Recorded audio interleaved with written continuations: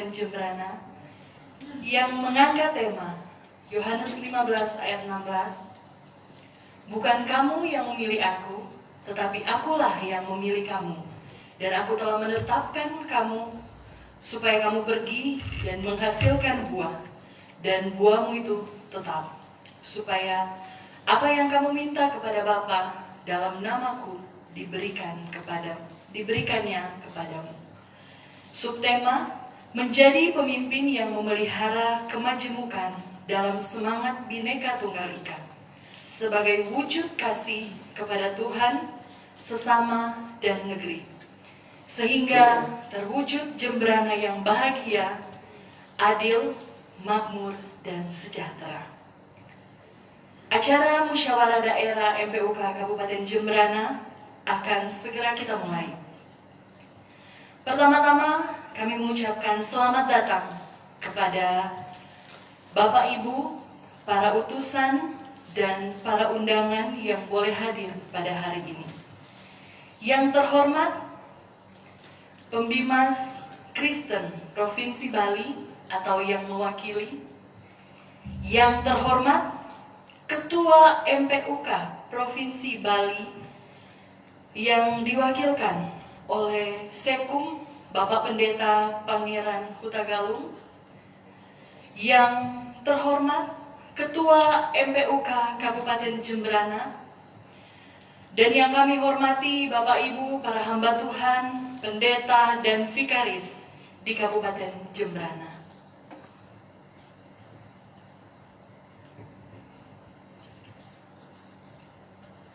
Adapun susunan acara yang akan kami lewati bersama yaitu 1.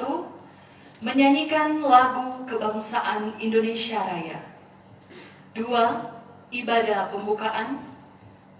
3. Laporan panitia. 4. Sambutan-sambutan. 5. Sidang Musda MPUK Kabupaten Jembrana. 6. Makan siang. 7. Sidang pemilihan pengurus MPUK Kabupaten Jembrana. Dan yang ke-8, penutup. Kita akan masuk pada acara yang pertama, yaitu menyanyikan lagu kebangsaan Indonesia Raya. Hadirin dipersilakan berdiri.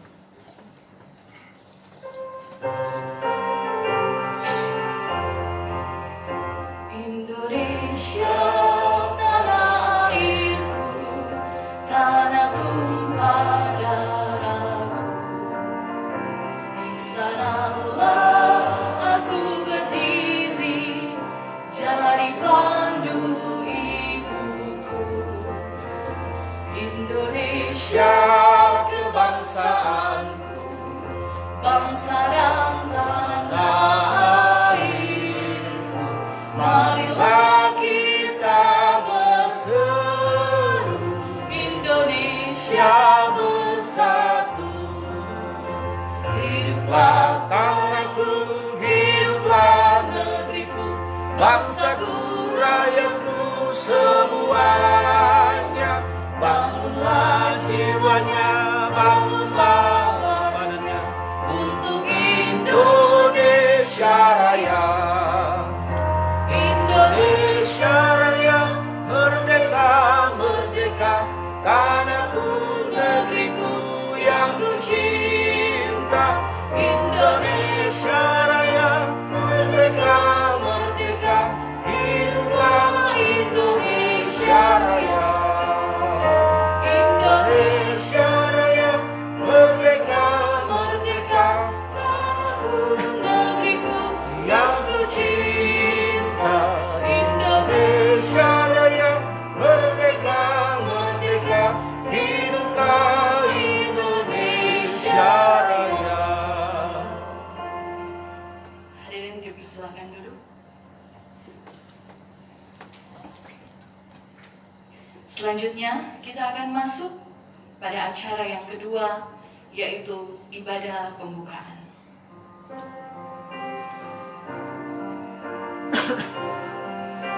Mari bersama kita akan menaikkan pujian Kami Memuji Kebesaran-Mu. Kami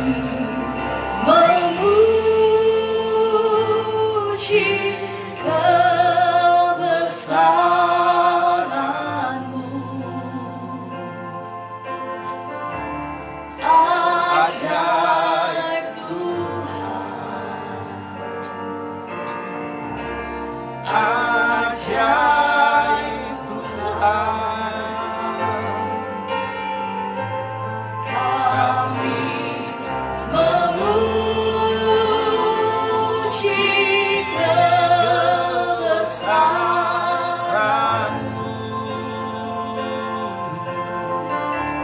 Ajaib Tuhan, ajaib Tuhan, kami memuji kebesaran-Mu.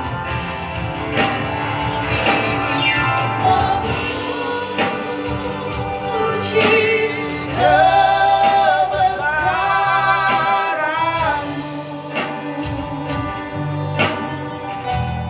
Ajaib Tuhan, ajaib Tuhan,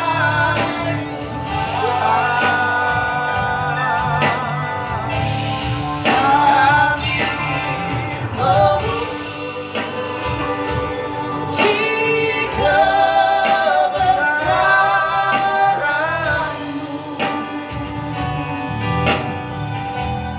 Ajaib Tuhan,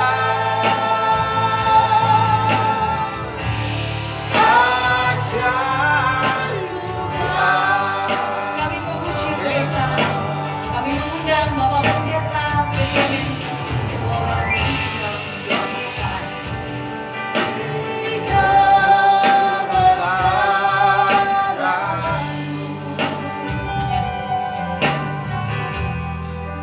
ajaib Tuhan, ajaib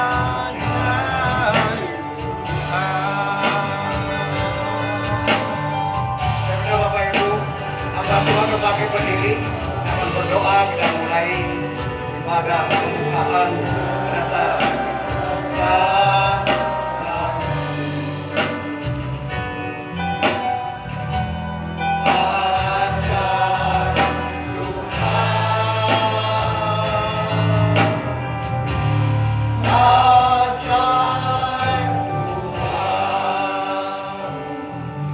mari kita akan menyatukan hati dan pikiran kita. Kita akan datang pada Tuhan dalam doa. Ya Tuhan, Bapa kami di surga, kami mengucap syukur pada saat ini. Karena sungguh kami merasakan keajaiban-Mu, kemurahan-Mu yang selalu menuntun, memeliharakan kami. Kami bersyukur saat ini Tuhan Kau sedang menghimpunkan hamba-hamba-Mu. Lalu kami bersama-sama mengikuti acara musyawarah daerah, musyawarah pelayanan umat Kristen Kabupaten Jembrana. Kami serahkan ibadah pembukaan ini ke dalam kuasa-Mu saja. Tuhan hadir dan memimpin. Kami berdoa untuk setiap pribadi kami yang ambil bagian di dalam pelayanan ini. Lengkapi kami, pakai kami untuk menjadi alat di dalam tangan-Mu. Kami berdoa untuk musyawarah selanjutnya. Tuhan pimpin semua berjalan lancar dan kami dapat akhiri semua dengan baik karena kasih dan kemurahan Tuhan. Karena Tuhan Kau hadir menyertai memimpinnya. Kami serahkan ibadah pembukaan di dalam tangan kuasa-Mu. Dalam nama Allah Bapa, Anak dan Roh Kudus. Amin. Silakan duduk kembali.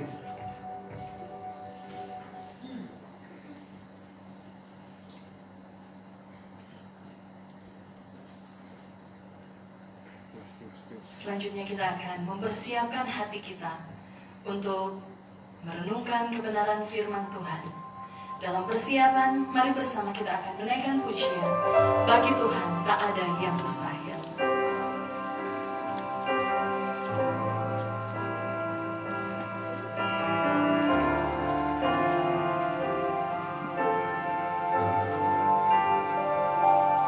Ku yakin saat Kau berfirman, ku menang saat Kau bertindak. Hidupku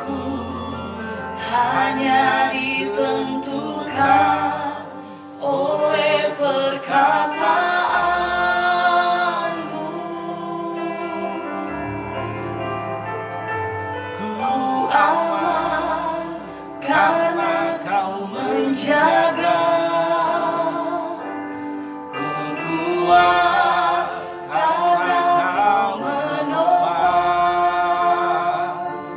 Hidupku hanya ditentukan oleh kuasa-Mu. Bagi Tuhan tak ada yang mustahil. Bagi Tuhan tak ada yang mustahil. Bagi Tuhan tak ada yang tak mungkin. Mujizatnya disediakan bagiku. Ku diangkat dan dimuliakannya. Dari awal kita akan berusia ini, Ku yakin saat Kau berfirman, ku menang saat Kau bertindak. Hidupku hanya ditentukan oleh perkataan-Mu. Ku aman karena Kau menjaga. Ku kuat karena Kau menopang. Hidupku hanya ditentukan oleh kuasa-Mu. bagi Tuhan tak ada yang mustahil. Bagi Tuhan tak ada yang mustahil. Bagi Tuhan tak ada yang tak mungkin. Mujizatnya disediakan bagiku. Ku diangkat dan dimuliakannya. Bagi Tuhan tak ada yang mustahil. Bagi Tuhan Kepada Bapak Pendeta Lanswan Bakri persilahkan. Bagi Tuhan tak ada yang tak mungkin. Mujizatnya disediakan bagiku. Ku diangkat dan dimuliakannya. Ku diangkat dan dimuliakannya. Ku diangkat dan dipulihkannya. Mari kita berdoa. Sungguh tidak ada yang mustahil bagimu ya Tuhan. Segala sesuatu adalah mungkin bagi Tuhan. Bahkan kehadiran kami hari ini semua karena Engkau ya Tuhan. Engkaulah yang memungkinkan kami untuk boleh ada sebagaimana kami ada saat ini. Bapa di surga, kami mohon pimpinan Tuhan, mohon hikmat Tuhan, terkhusus saat pemberitaan firman-Mu. Biarlah Tuhan membuka hati dan pikiran kami untuk kami mengerti firman-Mu. Dan lebih dari itu, untuk kami menjadi pelaku firman. Berkuasalah atas kami, berkati setiap kami. Hamba-Mu yang penuh dengan keterbatasan, Tuhan urapi dia. Pakai dia menjadi alat-Mu, sehingga apa yang disampaikannya sungguh benar dan berkenan di hadapan Tuhan. Dalam nama Tuhan Yesus, kami berdoa. Amin. Shalom. Ya, puji Tuhan, saudaraku yang dikasih oleh Tuhan. Izin saya buka masker ya. Agak sesak saya kalau pakai masker. Ya, untuk diketahui bersama bahwa seyogianya hari ini yang menyampaikan firman Tuhan adalah hambanya Pak Bishop, Ketua kita MPUK Provinsi. Namun tadi pagi saya dapat informasi beliau berhalangan. Pak Sekum Pak Pangeran Hutagaul menelpon saya, Pak Pendeta minta maaf sekali karena Pak Bishop tidak bisa hadir hari ini, mendelegasikan kepada Pak Pangeran. Sementara Pak Sekum, Pak Pangeran juga kondisinya kurang fit. Jadi mohon dimaklumi dan beliau akan hadir agak terlambat gitu. Sehingga tidak bisa menyampaikan firman Tuhan karena dijadwal dari panitia kan beliau. Nah, oleh karena itu saya koordinasi dengan panitia dan untuk dimaklumi ini persiapan yang singkat gitu ya. Pasti juga nanti singkat penyampaiannya. Ya dan cuman tidak mengurangi kualitas hikmat kita karena tema sudah ada dan kita hamba-hamba Tuhan yang tentu sudah sangat memahami apa yang dimaksud dari tema ini. Nah, saudaraku, rekan-rekan hamba Tuhan yang terkasih, dari kebenaran firman Tuhan yang sekaligus jadi tema gitu ya. Kita baca, saya baca kembali ya. Yohanes pasal 15 ayat 16. Bukan kamu yang memilih aku, tetapi akulah yang memilih kamu. Dan aku telah menetapkan kamu supaya kamu pergi dan menghasilkan buah. Dan buahmu itu tetap. Supaya apa yang kamu minta kepada Bapa dalam namaku, dikerjakannya kepadamu.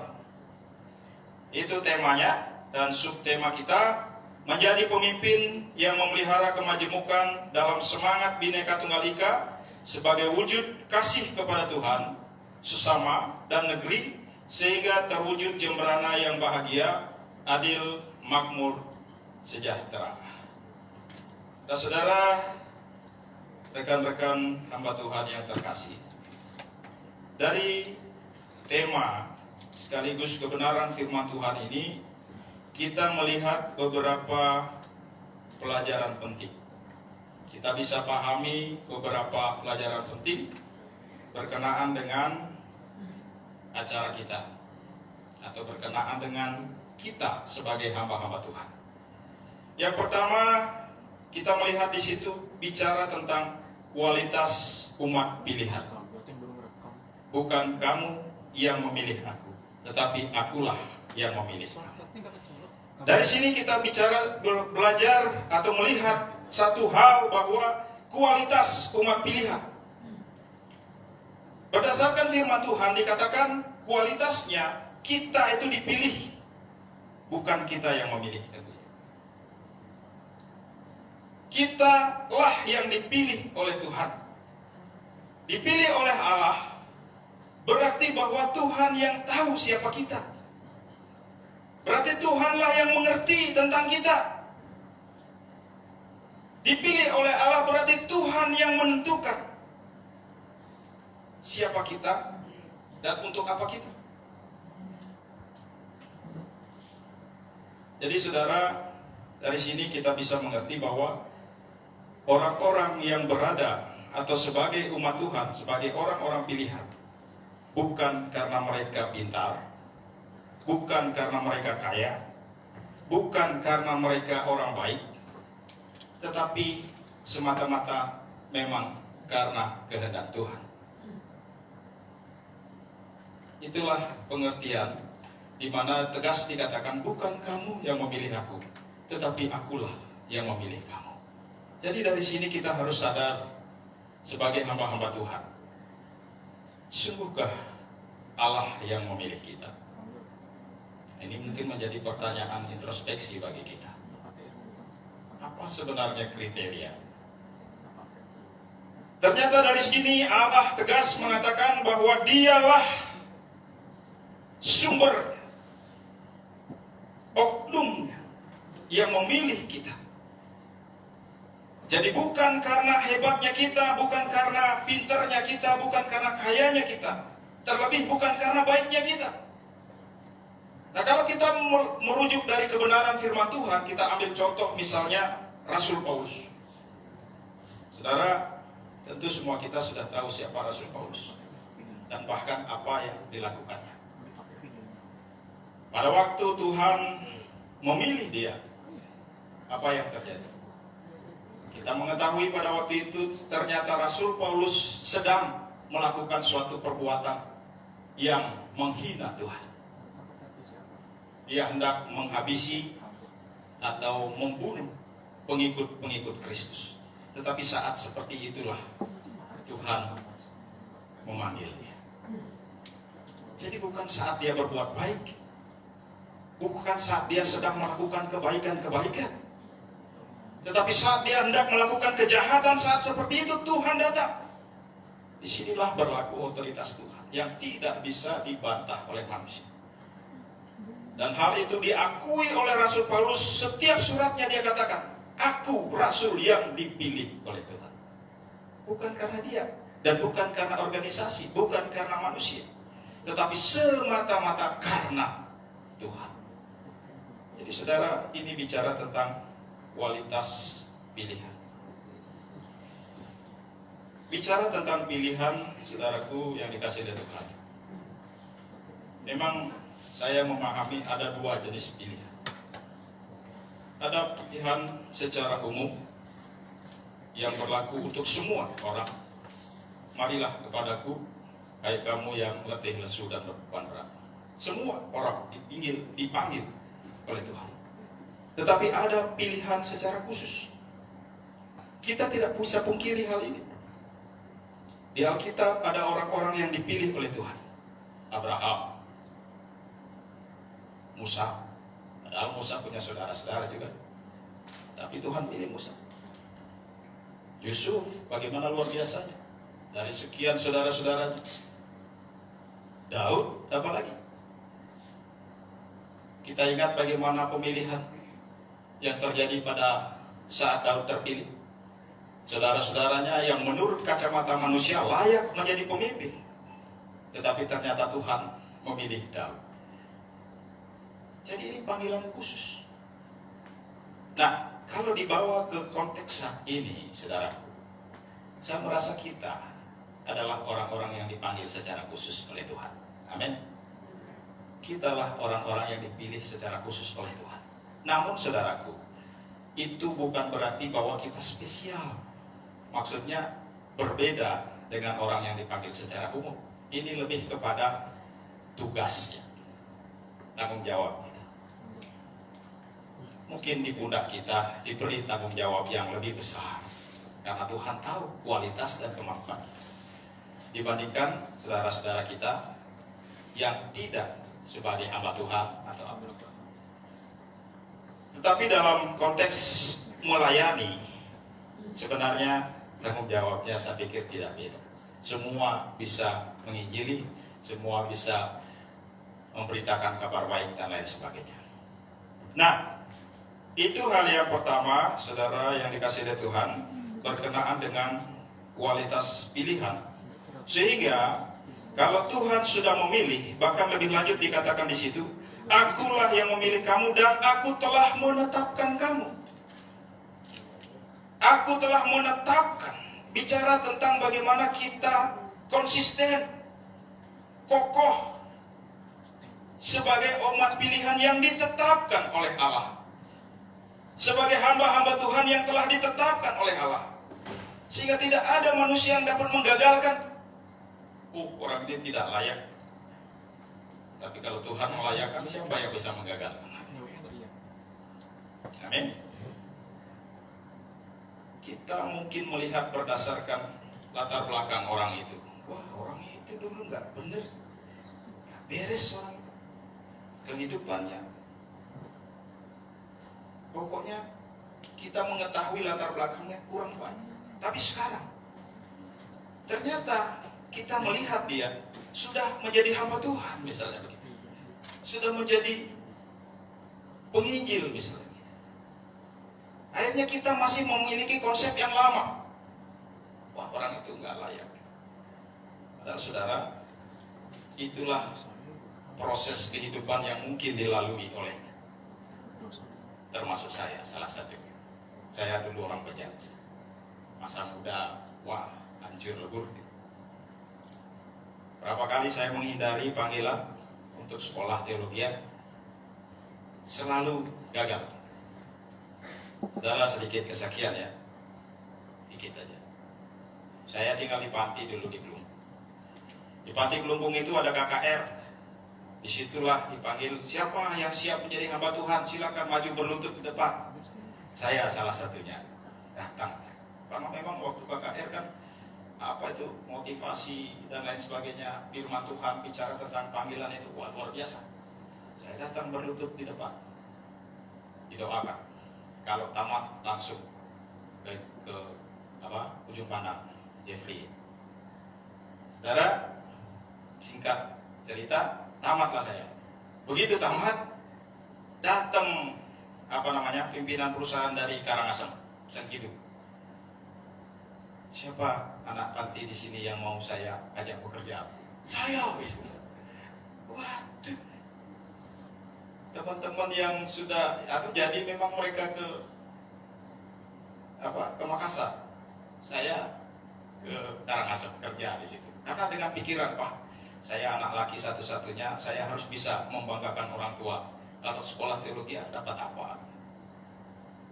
Ya memang background saya Hindu ya. Saya sendiri yang Kristen. Laki sendiri. Saya kerja. Ternyata setelah kerja sampai saat ini tidak pernah ngasih orang tua. Kerja berapa kali kerja, pindah lagi sampai pernah di Jakarta juga, tinggal Jakarta Selatan kerja. Jadi di situ nungguin rumah, kerja di kandang ayam, kerja di garmen. 5 kali, saudaraku, saya ada panggilan. Ya, ada di Ungaran nih, ada sponsor dari dari India. Pokoknya ditanggung deh. Itu masih bujang deh. Wah, maaf, tidak bisa. Tapi setelah menikah, punya anak 2, saya sudah kerja di perusahaan aluminium. Saya sudah bisa lah beli motor sendiri. Artinya secara finansial tercover saya. Tapi saudaraku, saya mengalami goncangan. Ada pertanyaan yang membuat saya galau. Apa sih tujuan hidupmu? Mikir saya. Itu bertanya saya sama Tuhan. Tuhan, apa tujuan hidup saya? Tiap hari rutinitasnya begitu. Kerja, makan, tidur, kerja, makan, tidur. Tidak beda dengan orang yang gak kenal Tuhan. Bahkan tidak jauh beda dengan binatang mungkin. Terus apa istimewanya? Itu sampai 1 bulan saya malas kerja. Saya kerja tetapi cuma masuk saja. Sampai satu ketika, ini real ya. Satu ketika pagi-pagi saya ambil sarapan. Lakukan segala sesuatu seperti untuk Tuhan. Itu bukan sekali di sini sampai saya duduk di meja bundar di depan kos-kosan. Masih lakukan segala sesuatu seperti itu Tuhan. Wah. Saya langsung hubungi Pak Pendeta David, gembala di Ubud, David Haryana ya. Pak, saya dengar gini gimana? Wah, kayaknya Tuhan ada rencana buat hidupmu. Apa maksudnya? Kan tak harus jadi pendeta, bisa juga melayani gitu. Saya bilang gitu. Tapi Pak David bilang, kan saya duduk di bawah pohon kelapa itu. Kamu lihat di atas? Iya, buah kelapa. Gimana caranya ngambil? Bisa gak kamu panggil jatuh gitu? Pasti pakai alat kan? Iya. Dimanjat atau jolok. Nah begitu juga kalau melayani Tuhan, harus ada jalurnya. Dan tidak persiapan dirinya, fokus gitu. Nah dari situ saudaraku, saya terpanggil. Saya ke Malang kuliah. Setelah kuliah, hancur dia di sana. Mau makan apa gitu. Katanya kuliah diberkati. Kok tambah susah saya gitu. Mending saya kembali kayak bangsa Israel itu. Mending saya kembalikan ke Mesir gitu. Di sana enak, makan enak gitu. Mending saya pulang. Apa yang di sini? Susah saya. Tapi Tuhan proses saya sedemikian rupa sampai akhirnya saya menyelesaikannya, dan hari ini saya berdiri di sini. Saudaraku, saya merasa Tuhan panggil saya. Jadi saya percaya kita punya sejarah panggilan masing-masing. Saya mengimani hal itu.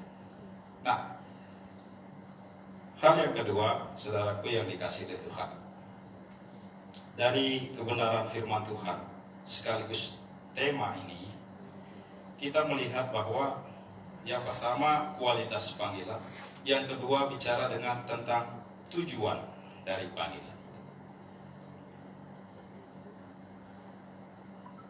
Di sana dikatakan, dan aku menetapkan kamu supaya kamu pergi dan menghasilkan buah, dan buahmu itu tetap. Supaya kamu pergi dan menghasilkan buah. Jadi tujuan Tuhan memanggil kita adalah untuk pergi. Pergi bicara tentang melakukan sesuatu, bertindak, melangkah. Jadi Tuhan panggil kita bukan hanya untuk kita diam, menikmati hidup begitu saja. Tetapi Tuhan mau supaya kita melakukan sesuatu. Dan sesuatu itu menghasilkan buah. Saudara berbicara tentang menghasilkan buah. Saya pelajari memang di sini kalau saudara melihat di ayat yang ke-8 ya, mundur sebelumnya dari Yohanes ini, di situ dikatakan ayat 7 ya. Jikalau kamu tinggal, ayat 8. Dalam hal inilah Bapakku dipermuliakan, yaitu jika kamu berbuah banyak. Jadi di dalam perikop ini, pokok anggur yang benar, ada dua kata kalimat yang berbicara tentang buah. Pertama di sana dikatakan kamu berbuah banyak. Yang di sini dikatakan kamu berbuah tetap. Jadi mana yang benar? Berbuah banyak itu apa? Berbuah tetap itu apa? Saya pelajari bahwa memang di sini kita harus berbuah tetap. Dalam hal ini bicara tentang buah-buah pertobatan kita. Hal ini bisa dikonfirmasi di dalam Galatia 5 ayat 22. Buah roh. Di situ dikatakan, tetapi buah roh ialah kasih, sukacita, damai sejahtera, kesabaran, kemurahan, kebaikan, kesetiaan, dan selanjutnya. Saudaraku, setelah kita dipanggil oleh Tuhan, seharusnya terjadi transformasi iman, transformasi moral gitu. Kita tidak lagi terbiasa hidup di dalam dosa. Bahkan ada firman Tuhan berkata, menyebut saja pun jangan di antara kamu, apalagi melakukannya. Bagaimana Tuhan mau supaya kita yang sudah dipanggil oleh karena kehendaknya, oleh karena kemauannya sendiri, kita memiliki satu kualitas dari dalam. Ada satu kebaikan yang timbul, kasih keluar dari diri kita. Kebaikan-kebaikan keluar dari diri kita. Sehingga orang akan melihat, oh iya ya, sekalipun dulu saya lihat orang ini tidak benar, tetapi sekarang buahnya kelihatan. Dari bicaranya, dia santun. Dari caranya menyapa, dia baik. Dia tidak lagi arogan begitu. Itu tetap, bukan hanya sekarang. Karena sekarang ketemu orang besar, saya baik. Shalom Pak, selamat pagi. Tapi begitu besok berubah lagi. Ini bicara tentang buah yang tetap. Perubahan yang terjadi itu tetap. Kalau kita berubah memiliki kasih, dari dulu kita tidak memiliki kasih, tetapi sekarang setelah dipanggil oleh Tuhan, kasih ada dalam hati kita. Dan itu tetap. Kesetiaan itu juga tetap. Saat tentu, saudaraku, rekan-rekan hamba Tuhan sangat memahami akan hal ini. Sehingga disinilah kualitas kita ditampilkan. Sehingga terang itu nampak di dalam kehidupan kita sebagai umat pilihan, terlebih sebagai hamba-hamba Tuhan. Kita bukan hamba setan. Nah, bicara tentang buah yang kedua, tentu ini maksudnya adalah jiwa-jiwa. Ini bicara tentang jiwa. orang-orang yang kita injili, orang-orang yang kita jangkau. Mungkin dengan karakter kita, sifat kita yang berubah, orang itu terpanggil. Bapak ini kok sekarang baik. Saya mau belajar dari dia. Ada sesuatu yang baik dalam diri. Ada satu kesaksian dari seseorang ini yang dilayani oleh hambanya. Saya sebut saja ya, Pak Tarigan. Kemarin jemaat saya ngasih tahu, jemaat yang saya layani, Pak, ada seorang yang sakit buta di Sangkar Agung, tapi sudah dilayani oleh Pak Pendeta Tarigan. Memang kenapa sih? Oleh keluarganya dia diizinkan untuk Kristen. Kenapa? Karena ternyata setelah dilayani dia merasa tenang, dia merasa ada perubahan dalam diri, sekalipun dia belum melihat, tetapi ketenangan dia rasakan. Jadi dia sudah tahu perbedaan. Terus ya, artinya keluarganya mengizinkan dia untuk mengikuti ajaran Kristen atau masuk Kristen. Ini luar biasa. Ini kan kesaksian dari penginjilan, pemberitaan Injil, sekaligus dari buah karakter tadi. Karena percuma kita menginjili percaya Yesus, tapi kita sendiri arogan hidupnya gitu. Wah, berbohong iya gitu. Tapi nyuruh orang percaya Yesus, bersinah iya gitu. Ini gimana? Nah, dari sini saudaraku, kita sudah memahami bahwa dari kebenaran firman Tuhan sekaligus tema ini bicara tentang dua hal tadi, yaitu kualitas panggilan kita dan tujuan kita dipanggil. Nah, berkenaan dengan subtema kita dalam musyawarah daerah kita hari ini sebagai hamba-hamba Tuhan yang Tuhan tetapkan tinggal di Jemberana, melayani di Jemberana. Mari kita menampilkan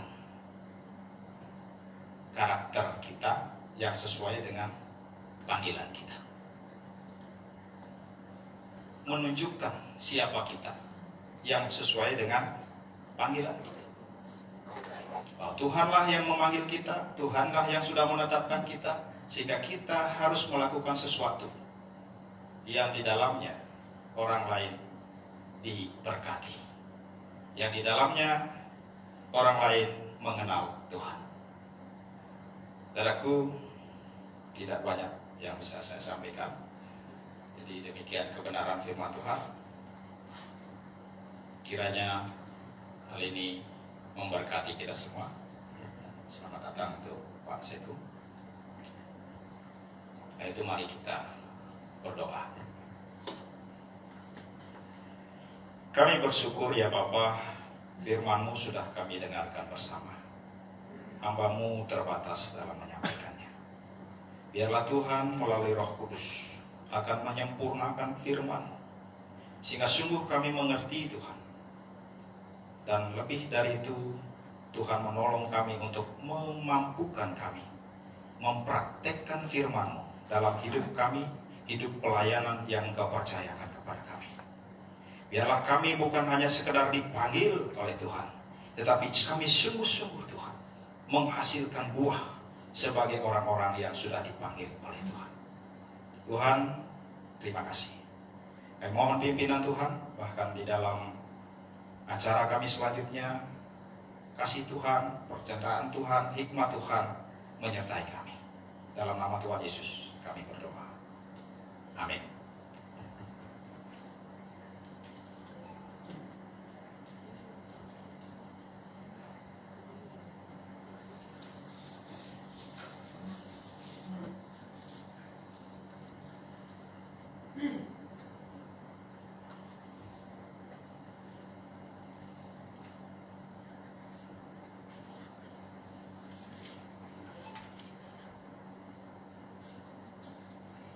Kami mengucapkan terima kasih kepada Bapak Pendeta Wayan Swambe yang sudah menyampaikan kebenaran firman Tuhan.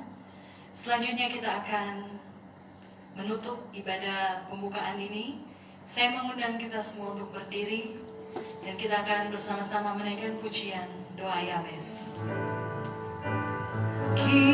Kiranya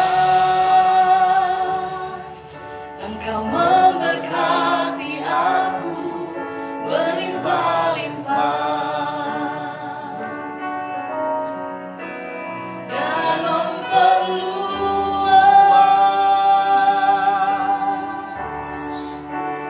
daerahku,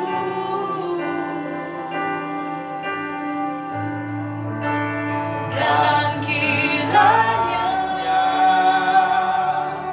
tanganmu menyertai aku dan melindungi aku daripada malapetaka, sehingga kesakitan tidak menimpa aku.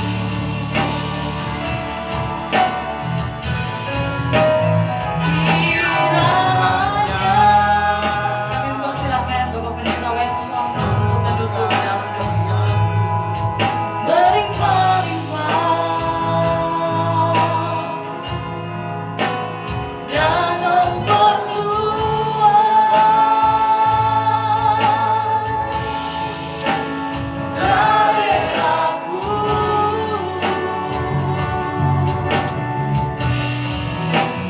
dan kiranya tanganmu menyertai aku dan melindungi aku daripada malapetaka, sehingga kesakitan tidak menimpa aku.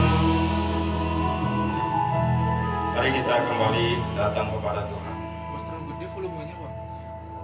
Ya Bapa di surga, Terlalu gede. terima kasih. Engkau sudah menyertai ibadah kami. Kasih aja tuh. Dari awal sampai saat ini. 50%.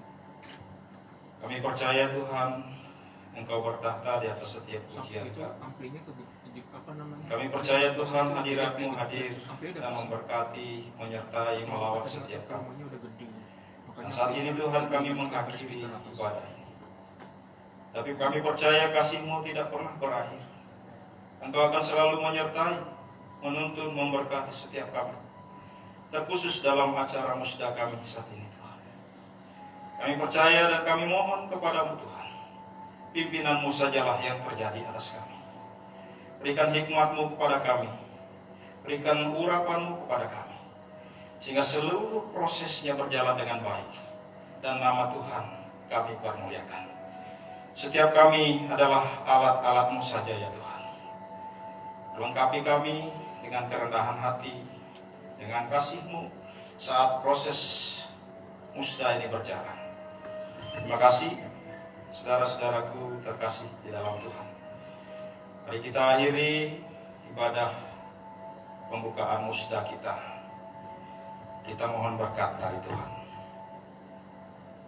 Kiranya kasih karunia dari Allah Bapa dan Tuhan Yesus Kristus, kekuatan serta penghiburan dari Roh Kudus akan senantiasa menyertai kita, memberkati kita, melindungi kita.